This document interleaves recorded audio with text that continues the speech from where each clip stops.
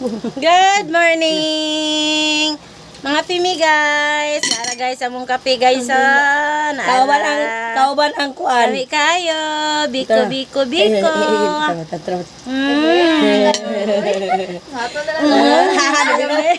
Namira na lang subo. Nangatol among baby guys. Di mo Kay manghatag. mukhaon po siya apil. Agay. Di man gud mo manghatagon. Naibog naman ni siya guys. Oy, kay mag 5 months sa manggod ni siya. Pero mura na unong kabulan. Kay kakauno na kaayo ba? No? No? Wisin mo mag-istorya ka.